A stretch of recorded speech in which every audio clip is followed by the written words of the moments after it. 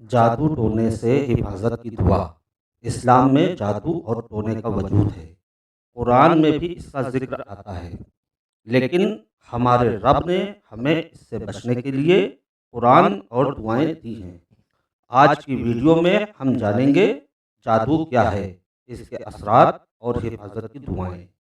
قرآن میں سورہ بقرہ آیت نمبر 102 میں اللہ نے جادو کا ذکر فرمایا۔ یہودی لوگ حضرت سلیمان علیہ السلام کے دور میں جادو سیکھنے لگے، لیکن جادو کفر ہے، انسان کو اللہ سے دور کر دیتا ہے۔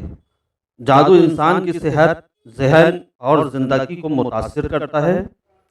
شیطان اور انسان کے دشمن اس کا استعمال کرتے ہیں، لیکن بندہ اگر قرآن اور دعا سے جڑا رہے تو کوئی شیطانی قوت نقصان نہیں پہنچا سکتی۔ رسول اللہ صلی اللہ علیہ وسلم نے فرمایا، جو انسان سورہ فلق، سورہ ناس اور آیت الکرسی پڑھ کر صبح شام اپنے آپ پر دم کرے، اسے اللہ ہمیشہ حفاظت میں رکھتا ہے۔ اور روزانہ عصر نماز کے بعد بسم اللہ الذی لا یضر مع اسمہ شیء فی الارض ولا فی السماء وہو السمیع العلیم، اللہ کے نام سے شروع کرتا ہوں جس کے نام کے ساتھ زمین یا آسمان کی کوئی چیز نقصان نہیں پہنچا سکتی، اور وہ سننے والا جاننے والا ہے۔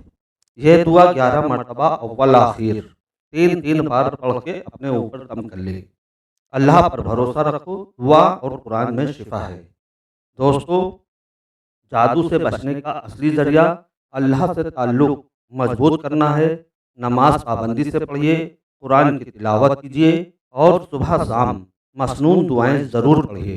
اللہ تعالیٰ ہر مشکل اور شیطانی اثر سے اپنی حفاظت میں رکھتا ہے۔ اگر ویڈیو پسند آئے تو لائک اور شیئر کیجیے تاکہ اور لوگ بھی حفاظت کی دعائیں سیکھ سکیں۔